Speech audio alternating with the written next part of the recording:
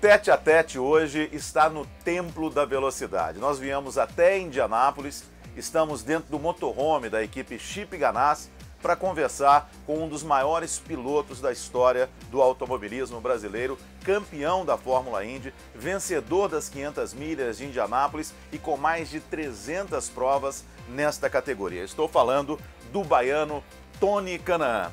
Tony, como é que é estar numa categoria tão competitiva como a Fórmula Indy e mais de 300 corridas? Primeiro, um prazer ter você aqui. Não, o prazer é meu, parabéns pelo programa novo. Para mim, então, é um prazer muito grande. Eu acho que quando eu comecei a correr, você nunca pensa em bater recordes desse tipo, de quantos mais grandes prêmios você vai ter. Você quer ganhar a corrida e ponto final. Então, para mim foi uma surpresa, porque de calhar de ser Indianápolis a minha corrida 300, algumas coisas boas e ruins tiveram que acontecer para que isso acontecesse. Eu perdi 4 corridas em 2000 quando eu quebrei o braço, não tendo a Corrida do Brasil esse ano, foi o que me fez comemorar os 300 grandes prêmios aqui em Indianápolis. Então é um feito bom. Eu acho que é uma prova de que eu ainda, mesmo depois de uma idade mais avançada, que todo mundo acha que 40 anos é velho hoje em dia para o automobilismo, consegui estar aqui ainda competitivo do jeito que a gente está. Já já, muito mais Tony Kanaan aqui no Tete a Tete, aqui no Band Esportes.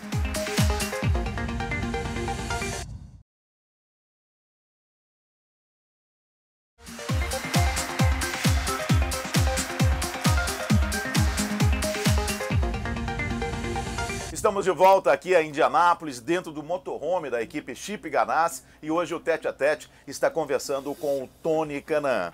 Tony, você faz parte de uma geração de pilotos que fez todo o caminho até chegar numa grande categoria. Correu de kart, foi para a Europa, veio para a Indy Lights, chegou na Fórmula Indy. E hoje a gente não está vendo isso no automobilismo brasileiro. Hoje o garoto sai do kart e não tem para onde ir. Por que você acha que isso está acontecendo?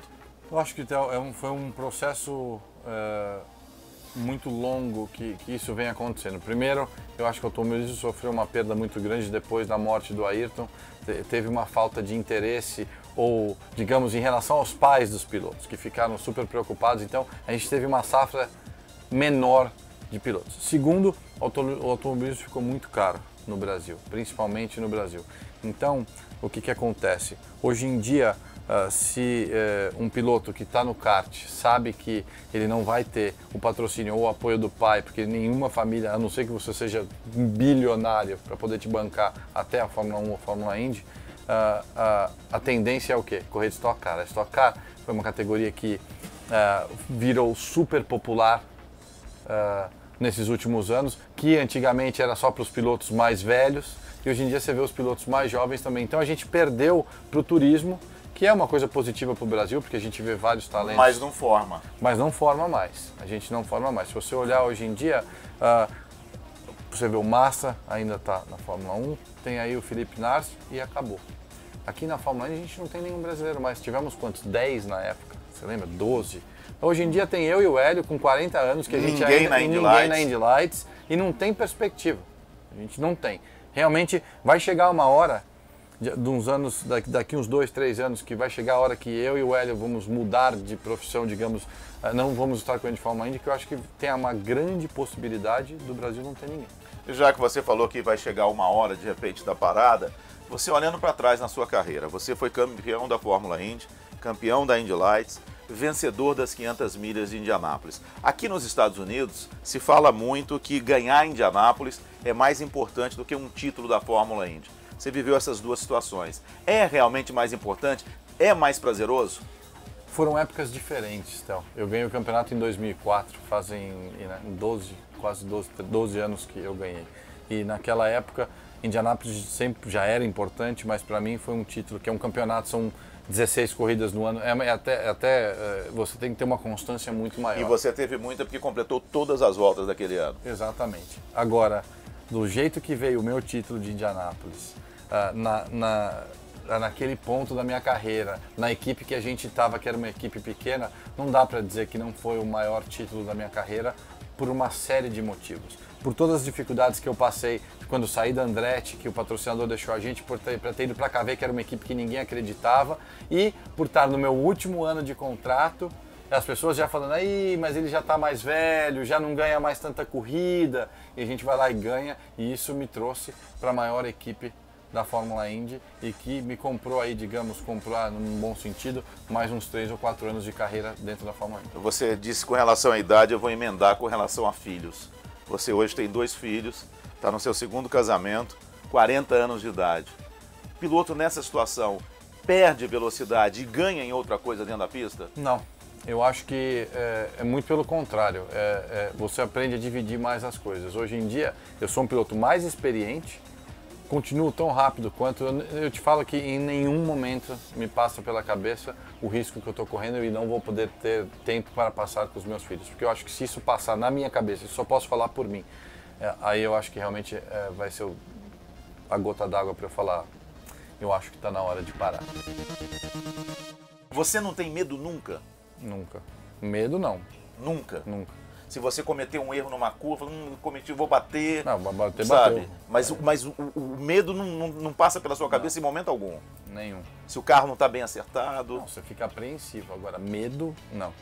Porque o medo de guiar, aí você não vai guiar rápido. Ficar apreensivo, você vai prestar mais atenção e você sabe, com a experiência ao longo dos anos, Theo, você... vamos ser bem claros, eu acho que toda vez que eu vou para uma corrida, antes da corrida, eu já sei mais ou menos o que eu tenho na minha mão. O que eu tenho na mão quer dizer o meu carro. Então eu sei se o carro está bom, se o carro não... Então o foco muda um pouco e é um pouco diferente. Então não é que eu tenho medo, você fica mais apreensivo, um pouquinho mais tenso ou um pouco menos tenso, mas o medo nunca passou pela minha cabeça. E em cima disso que você está falando, sabe o carro que tem nas mãos. Hoje na sua cabeça, para se ganhar uma corrida, é mais a técnica do piloto, a habilidade do piloto, o bom carro ou a cabeça, acreditar, o foco naquele momento? Eu acho que são os três.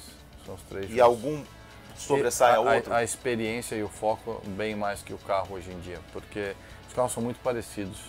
Então, todo mundo tem a capacidade de fazer um bom carro. Então, é aquela coisa de você ter a experiência de guardar um pouco de pneu na volta. Quando você estiver fazendo, você tem aí guardar um combustível que você vai dar uma volta a mais, que isso dá uma vantagem muito grande no pit stop. Ou você guarda o combustível e se der uma amarela quando você entra para o box, você coloca menos combustível, seu pit stop é mais rápido. Isso são coisas que os jovens que estão chegando na categoria ainda não conseguem entender, mas que é uma vantagem muito grande. Se você olhar a média de idade dos 5 primeiros no campeonato, dá uma média de 39 anos de idade. Depois da Indy, você já parou para pensar e falar, vou fazer isso, vou voltar para o Brasil, vou ficar fora? É difícil de falar. Esse momento está perto? Espero que não. Eu acho que eu ainda tenho aí mais uns 3, 4 anos para gastar.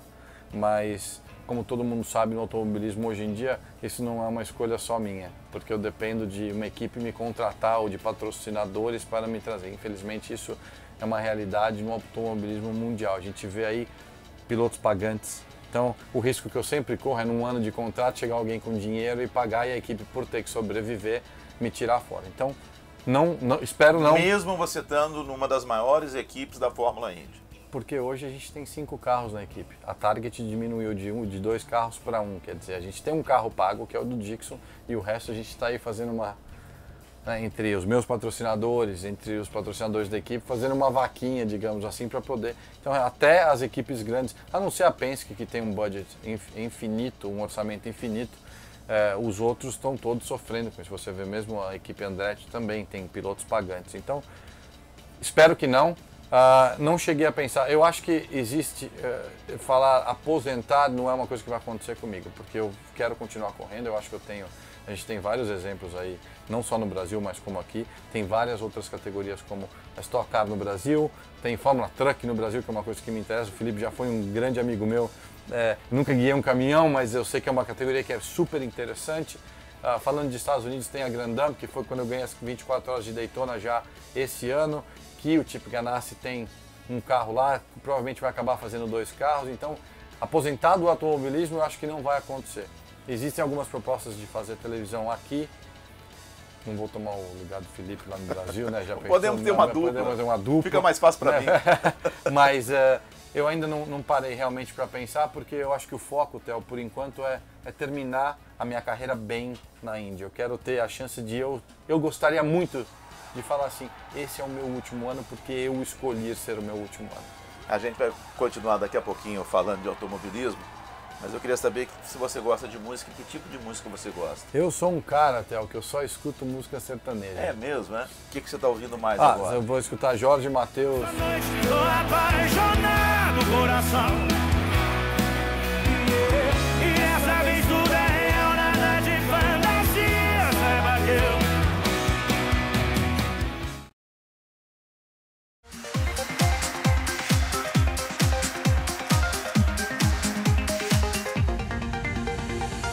Estamos com o Tete a Tete, hoje especial, falando aqui de Indianápolis. Estamos dentro do motorhome, que é o local de reunião do Tony Kanaan com a sua equipe Chip Ganassi, o local de descanso. Tony, aqui na Fórmula Indy, você correu ao lado do Rubens Barrichello, que é um dos seus melhores amigos, não só de pista, mas de vida. O pai dele te ajudou muito no início de carreira no Brasil. E, de uma certa forma, você andou na frente do Rubens Barrichello. Como é que foi isso? Foi um ano de adaptação para o Rubens. Ele teve, lógico que depois de milhões de anos de Fórmula 1, chegar numa categoria nova e andar num oval que ele nunca tinha andado. A gente não tem cobertor de pneu. Os pneus aqui tem que sair do box com pneu frio. É uma coisa que ele não estava nada acostumado.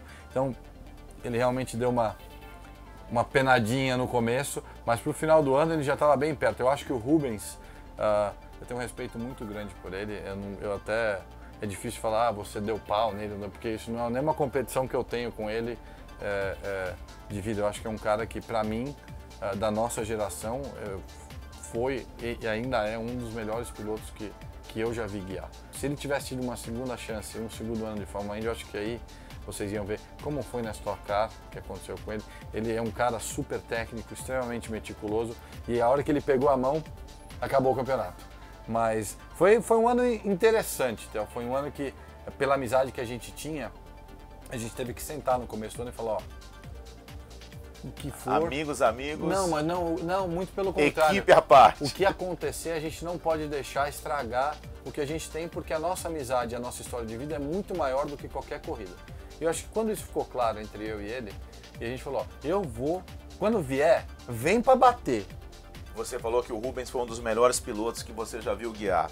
E quem foi o melhor? Quem foi o cara para você?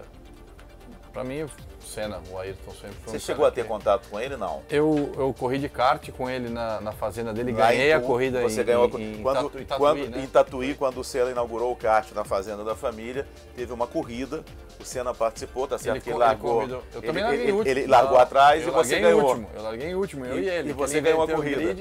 Eu ganhei a corrida, ele chegou em segundo.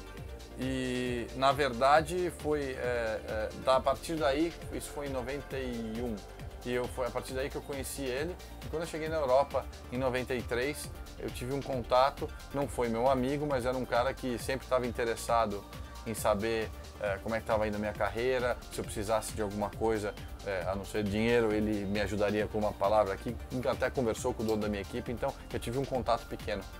E aqui na Fórmula Indy? Eu vou dizer...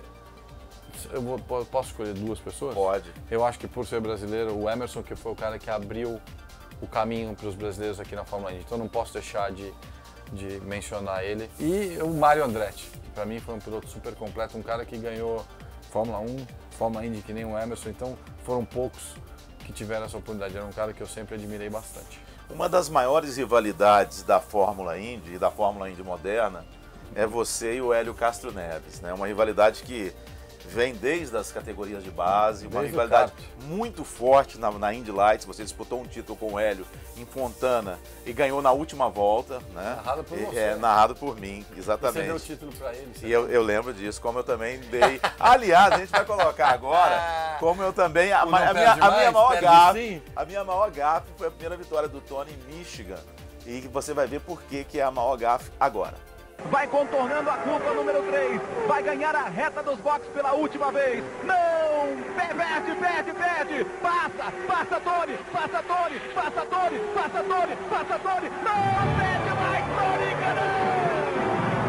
Já a gente fala sobre essa vitória, mas e a rivalidade com ela? Ela continua forte até hoje? Vocês se falam? Como é que é isso? Ah, sim. Hoje é um pouco mais maduro, nós somos pais, os nossos filhos convivem, mas sempre foi assim. E a gente sempre falou ultimamente. A gente passou 1 ano e meio sem conversar, mas a gente chegou à conclusão de que a gente só chegou onde a gente chegou por causa dessa rivalidade. Ele me fez melhor e eu tenho certeza que eu fiz ele melhor. Então hoje, um pouquinho mais maduro, um pouquinho mais velho, os dois, eu acho que a gente entende isso.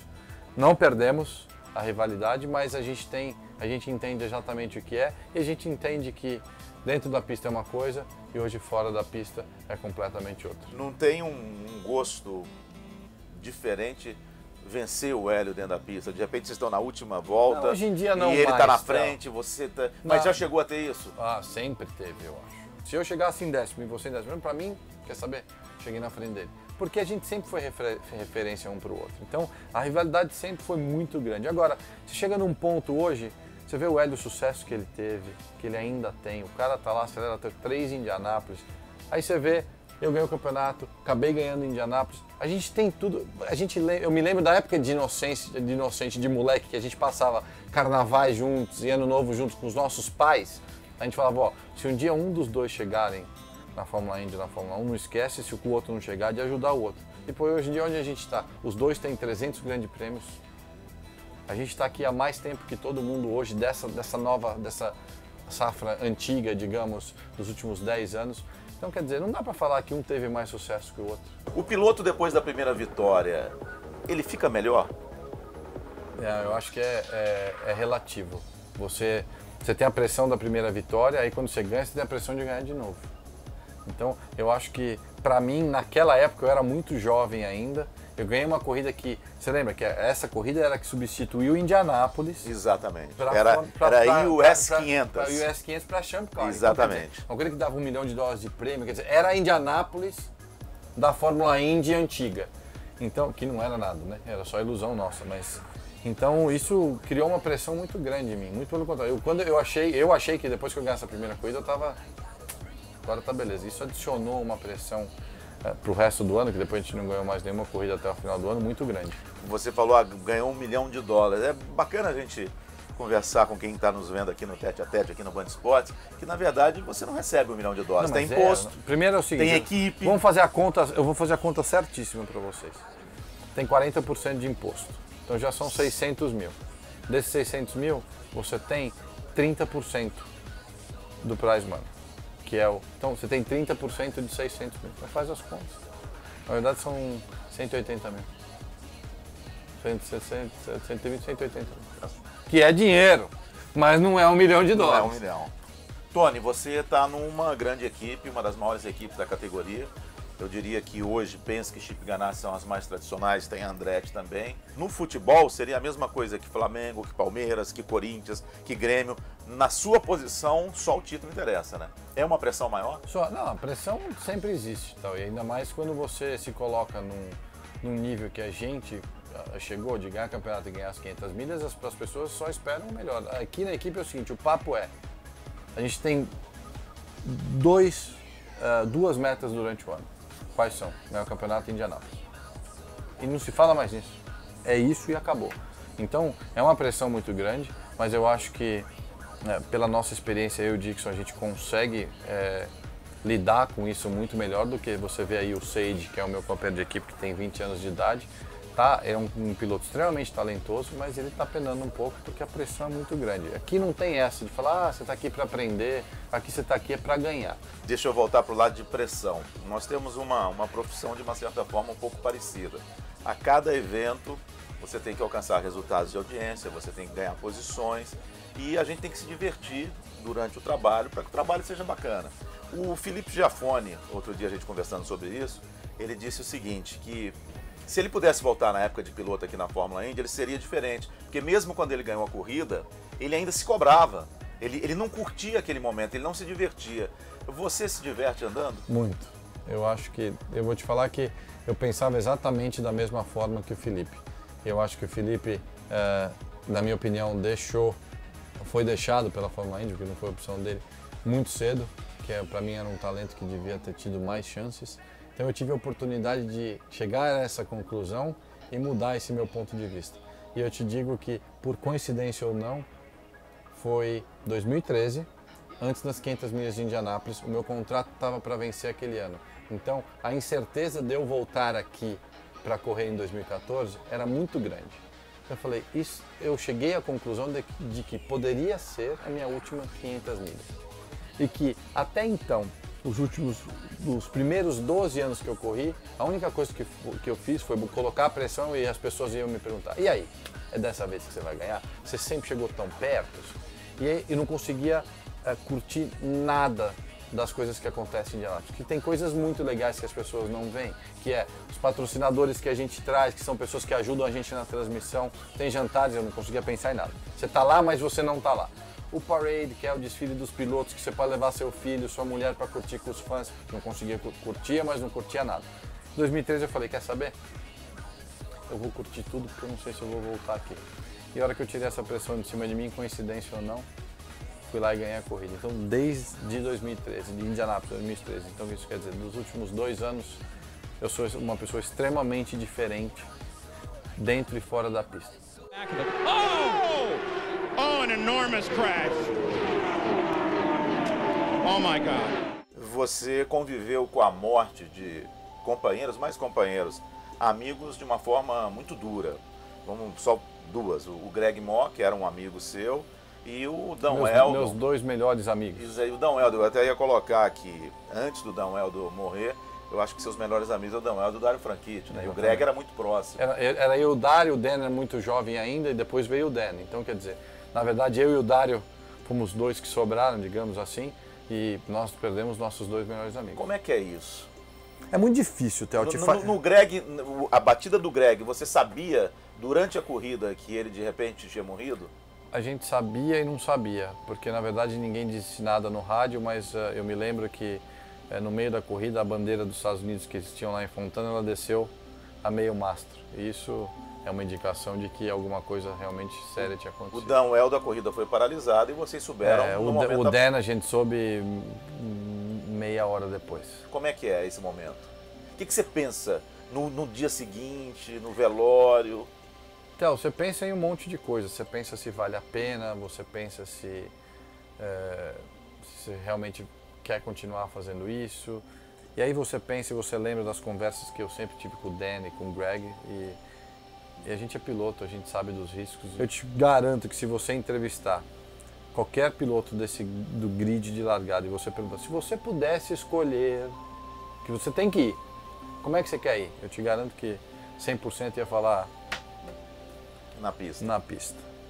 A minha maior motivação foi fazer o quê? Tentar fazer a Fórmula Indy um pouco mais segura. E aí a gente fez hoje eu sou presidente da Associação dos Pilotos, a gente foi na Fórmula Indy, estamos tentando melhorar o carro desde então. E aí foi o lado positivo da história. Já que aconteceu, a gente não consegue voltar atrás. Então vamos tentar fazer melhor para não perder mais ninguém. Estamos quase no finalzinho. Para você, o que é a sua profissão? O que é ser piloto de automobilismo? Para mim é a melhor coisa do mundo. Para mim é o que eu sempre quis fazer. Na minha cabeça, isso não é um trabalho para mim. Eu sou um cara extremamente abençoado. Eu acho que você pode dizer o mesmo, que eu sei o quanto você tem de paixão pelo que você faz. Então as pessoas até falam, pô, mas você nem trabalha. Eu não trabalho mesmo, porque para mim eu amo o que eu faço. Então, automobilismo é minha vida, sempre foi a minha vida. Quando me perguntam, quando você vai aposentar? Não existe essa... Para mim, eu nunca vou aposentar, porque eu vou sempre estar ligado ao automobilismo. Eu posso não estar guiando, mas alguma coisa dentro do automobilismo eu vou estar fazendo. Então, para mim, automobilismo é minha vida. Se a professora do seu filho mais velho, o Léo, se ela pedisse para ele fazer uma redação curta de 5 linhas, falando assim, escreva sobre o seu pai, o que é seu pai? O que você gostaria que ele escrevesse de você, Tony? Eu gostaria muito que ele conseguisse falar, eu tenho orgulho do meu pai, porque ele foi um cara que lutou através do sonho dele e uma promessa que ele fez para o pai dele antes de morrer, e ele chegou lá. Tony, obrigado. Você sabe que você é uma pessoa especial. Obrigado. E eu espero no final da temporada, de repente, gritar, Tony Kanaan é bicampeão da Fórmula Indy. Obrigado mesmo. Obrigado, e o Tete a Tete volta aqui no Band Esportes na próxima semana com mais um entrevistado. Forte abraço e cuide-se bem.